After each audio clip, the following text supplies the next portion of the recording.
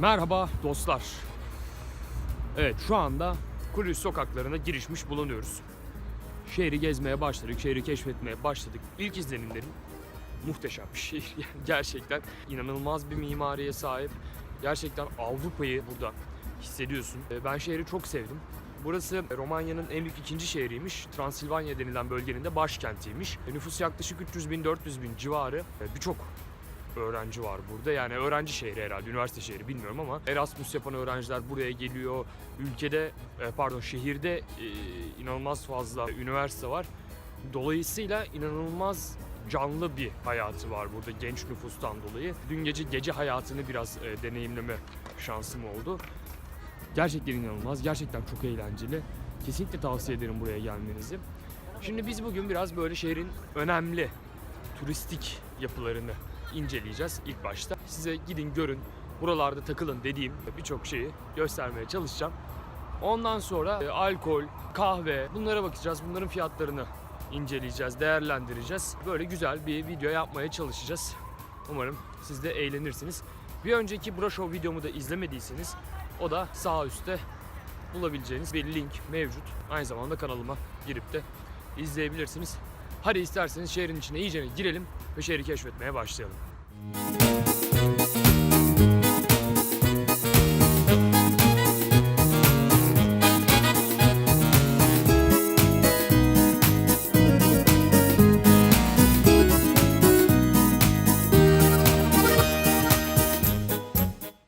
Evet, şu an Union Square dedikleri Birlik Meydanı denilen bir yerdeyiz. Burası şehrin merkezi, Cluj'un merkezi. Her şehrin merkezinde olduğu gibi burada da restoranlar, publar, önemli tarihi yapılar var. Buradan güzel vakit geçirebilirsiniz, etrafta alışveriş yapabilirsiniz, güzel kahvaltı edebileceğiniz, akşam yemeği yiyebileceğiniz yerler bulabilirsiniz.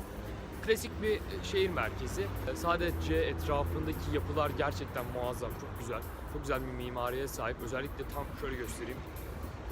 Şu arkamda gördüğünüz St. Michael Church, Aziz Mikail Kilisesi denilen yer gerçekten inanılmaz güzel, inanılmaz heybetli. Şu anda inşaat demeyeyim, restorasyon çalışması var kilisede. İçeri girilebiliyor mu bilmiyorum. İşin ücretsiz olduğunu okudum.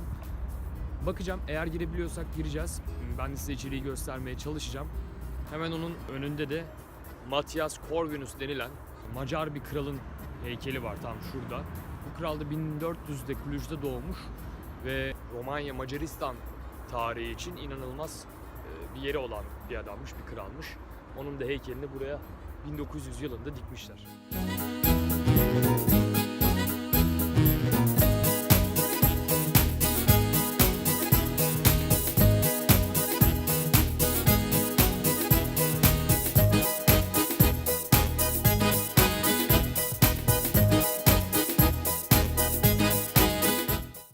Evet, şimdi arkadaşım Yasemin'le birlikte neymiş adı? Tucano Cafe diye bir yer bulduk. Oraya gideceğiz. Bir kahve alacağız, fiyatlara bakacağız bakalım ne çıkacak karşımıza. Hadi gidelim.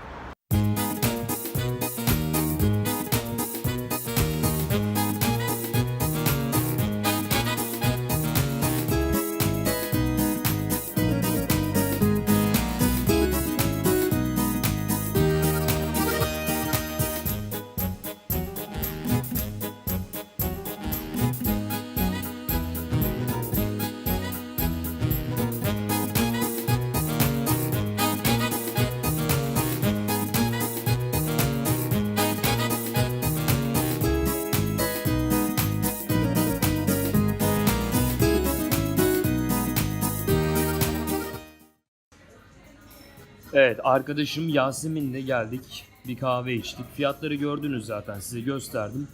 Şöyle ben kendi işimi de göstereyim. Ben bir americano aldım. Yasemin de bir espresso aldı. Gördüğünüz üzere fiyatlar bu şekilde. Bir espresso 6 lirayı, americano 9 lirayı. Toplamda 15 lirayı ödedik. Yani hani gayet normal bence bulunduğumuz konuma göre gayet iyi bir fiyat bence.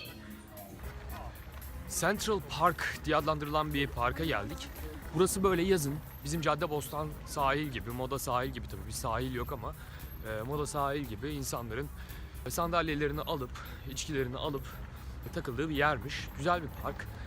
Aynı zamanda buraya gelen böyle uzun dönem gelen Erasmus öğrencileri vesaire oluyor. Onlar için de böyle sabah kalkıp spor yapabilecekleri bir yürüyüş, bir koşu yapabilecekleri güzel bir yer. Tavsiye ederim gelmenizi. Eğer yazın geliyorsanız zaten burada güzel bir ortam oluyormuş. Burada da arkadaşlarınızla takılıp işin eğlence kısmını, gece kısmını daha ekonomik hale getirmek için bence güzel bir opsiyon.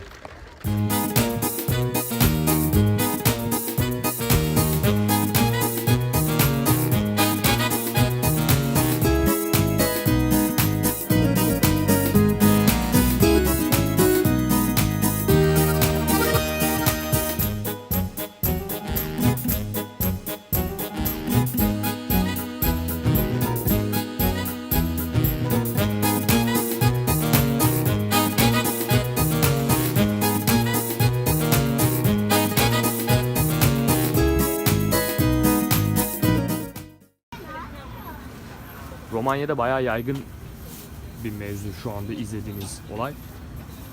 Aslında bu bir Macar tatlısıymış veya tatlı mı bilmiyorum da ben Prag'dayken Tridelnik olarak yemiştim. Bunun daha küçüğü ama içine işte Nutella, çilek, istersen dondurma vesaire atıyorlardı. Burada atmıyorlarmış. Böyle sadece kızartıp veriyorlarmış. Fiyatı 12 leyi, şu kocaman şey.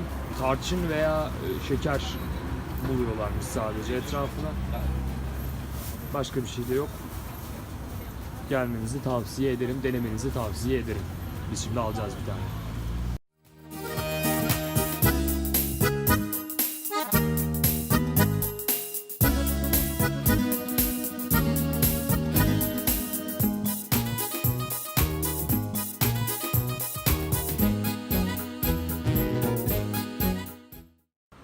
Şimdi aldık, Yasemin deniyor.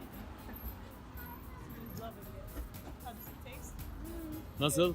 Çok şekerli. Çok şekerli. Ne benziyor tadı? Tulumbaya. Tulumbaya. Versene bir Yok. deneyeyim. Başka bir şey.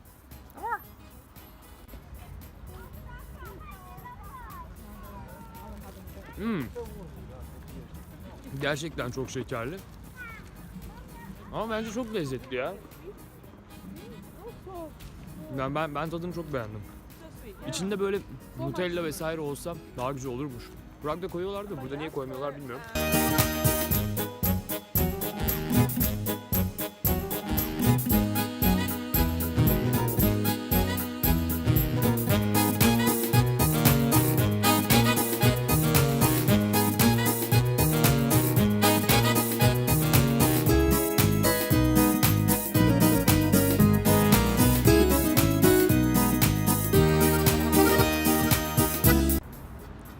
Size kesin gidin veya sakın gitmeyin diyeceğim bir iki yer tavsiye etmek istiyorum burada. Önce sakın gitmeyin dediğim yerden bahsedeyim. Ben böyle gittiğim yerde gece hayatını deneyimlemeyi severim. O ülkenin gece hayatının nasıl yürüdüğünü görmek, keşfetmek isterim.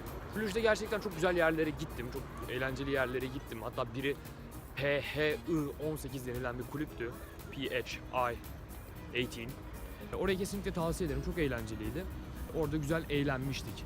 Ama dün bir arkadaşım beni bir yere davet etti.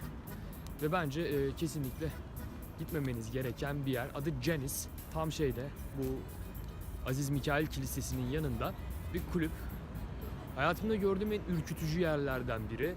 Şey gibi düşünün ya, hani bizim böyle tarla başına doğru inerken sağlı sollu böyle çok kötü barlarımız vardır ya, çok kötü kulüplerimiz vardır ya, hani çok bellidir dışarıdan baktığında içeride çok rezil şeylerin olduğunu görmek. Bu da öyle bir yer. Yani onlardan daha kötü, öyle söyleyeyim ben size. Gerçekten çok keyifsizdi. Yani ben konseptinin bu olduğunu düşünerek girdim kulübe. Çünkü daha önce Prag'da Zorkovna diye bir bar vardı. Mesela oranın da konsepti şeydi. Böyle ürkütücü olmasıydı, kırık duvarlar vardı. İşte mağara konsepti vardı, içeride köpekler vardı vesaire. Ben de burası öyle bir yerdir diye düşündüm. O yüzden gittim. Ama gerçekten çok kötü bir yer. İçeride sürekli kavga çıkıyor. İçeri girer girmez birileri sana uyuşturucu sormaya başlıyor vesaire. Hiç beğenmedim. Tavsiye de etmem. Belki bu bana denk gelmiştir ama ben de zaten burada kendi deneyimlerimi size aktarıyorum. Ben tavsiye etmem. İkincisi, o da bu sabah inanılmaz güzel bir kahvaltı yaptım bugün. Yerin adı hemen şu arkamda gördüğünüz Bujole. Nasıl telaffuz ediliyor gerçekten bilmiyorum. Bujole denilen yer, Bujole ben belki de bilemeyeceğim de, inanılmaz lezzetli kahvaltıları var. Saat 12'ye kadar sipariş verebiliyorsun. Sadece 12'den sonra kahvaltı servisleri yok. Mekan biraz pahalı. Hatta mekan gerçekten pahalı bir yer. Bir yer diyemem ama gerçekten inanılmaz güzel kahvaltıları var. İnanılmaz güzel servisleri var. Yani gerçekten çalışanlar çok kibar, çok naif insanlar. Romanya genelinde bu çok rastlayabileceğiniz bir şey değil. Nedendir bilmiyorum ama çalışanlar oldukça kaba. Ama bu mekanda gayet güzel yemekler yedim. Gayet güzel şeyler deneyimledim. Eğer ayırabilecek bütçeniz varsa kesinlikle burada bir kahvaltı etmenizi tavsiye ederim.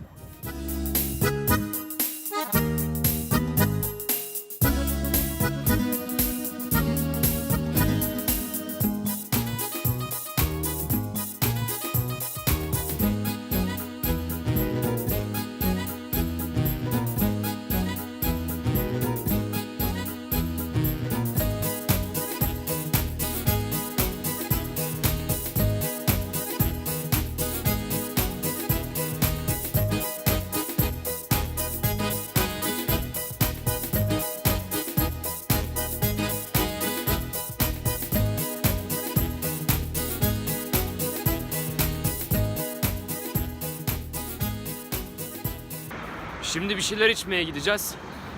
Telefonlarımızın şarjı biraz azaldı. Telefonlarımızı şarj edeceğiz. Hem fiyatlara bakarız. Cluj öğrenci şehri ama öğrenci dostu bir şehir mi? Onu bir görmüş oluruz. Şu an merkezi bir yerdeyiz. Hani çok uygun fiyatlar beklemiyorum. Hani çok lokal bir yerde olmadığımız için, daha çok turistlerin gelip vakit geçirdiği bir yer olduğu için ama yine de bakalım, sonuçta öğrenci şehri. Ne kadar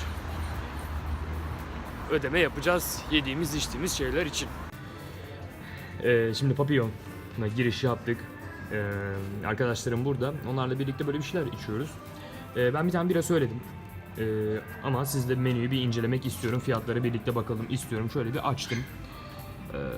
Ne diyor? Hafif sandviçler var diyor. Burada yaklaşık ortalama 13-14 lei civarı. 16,5'a da var. Şurada yine ekstra şeyler eklemek isterseniz fiyatları yazıyor. Kahveler yine burada. Espresso, americano, latte, cappuccino ne arıyorsunuz var. Bayağı kahve çeşidi var. Fiyatlar da yaklaşık yine 6 lei ile 8 lei, 9 lei arası. Çok pahalı değil. Burası normal, sıradan bir mekan ama eğlenceli, güzel. Burada kahveler devam ediyor. Bayağı çeşit varmış kahvede. Sevdim. Şöyle sayfayı hemen değiştirelim. Ops.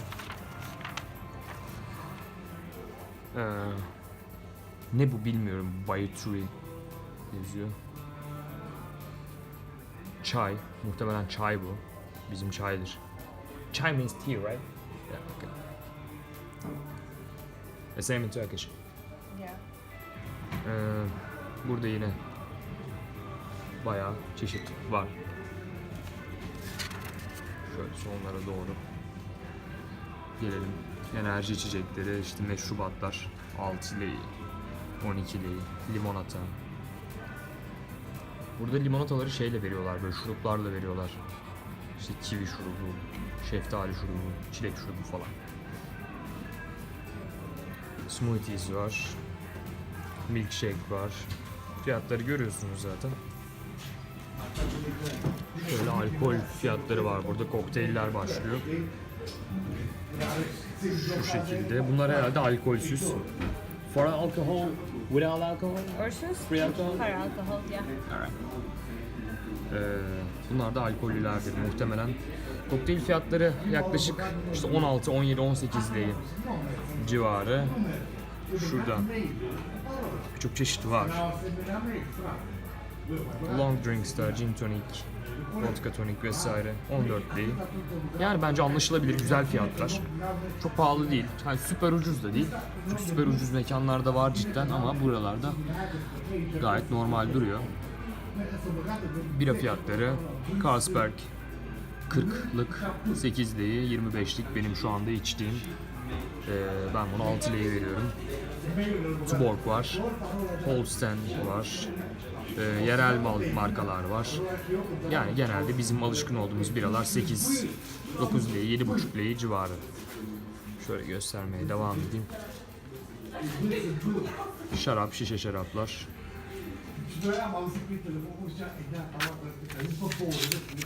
Başka bir şey var mı? Burada da vodka, tekila, gin, rom.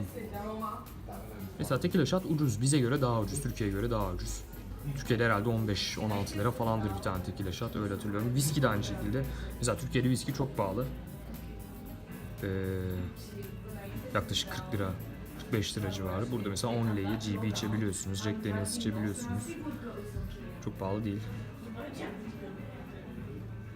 Şöyle fiyatlar. Burada likörler, Jägermeister'lar. Atıştırmalıklar var. Cips. Bu şekilde. Tekrar selam dostlar. Kulüç'teki artık son günümüze geldik. Size biraz Romanya'daki ulaşımla ilgili bilgiler vermek istiyorum. Yani aslında çok büyük bir bilgim yok ama en azından benim kullandığım yolu, nasıl şehirler arası geçişi sağladığımı anlatayım size. Belki siz de aynı benim yaptığım gibi seyahat edersiniz Romanya içinde. Şimdi Romanya'da tren seçeneği var, otobüs seçeneği var ama özellikle tren inanılmaz eski ve yavaş olduğu için çok kullanışlı değil benim gözümde ve fiyatları anlamsız bir şekilde çok pahalı. Ben genelde BlaBlaCar kullanıyorum. Mesela Dağ'dan Cluj'e 7 saatlik, 8 saatlik bir yolu biz mesela 55 liraya geldik ama tren bu yolu yaklaşık 100 liraya falan götürüyor diye biliyorum. Anlamsız yavaş bir şekilde gidiyor. Yani arada bir 6-7 saat oynuyor. Gerçekten anlamsız yavaş bir şekilde gidiyor. Ama BlaBlaCar bence Romanya içerisinde iyi bir seçenek. Şehirler arası geçişlerde kesinlikle BlaBlaCar kullanmanızı tavsiye ederim ki burada bayağı popüler, bayağı yaygın. Yani istediğim yere, istediğim zaman bulabiliyorum. Araç bulabiliyorum. O yüzden size tavsiye ederim. Şimdi buradan sonra Sibiu'ya gideceğim. Bir sonraki videomuzda Sibiu'dan olacak. Orası da inanılmaz güzel bir şehir. Bakalım orada bizi neler bekliyor. Oradaki deneyimlerimi de sizinle paylaşmaya çalışacağım. Şimdilik Kulüç'ten bu kadar.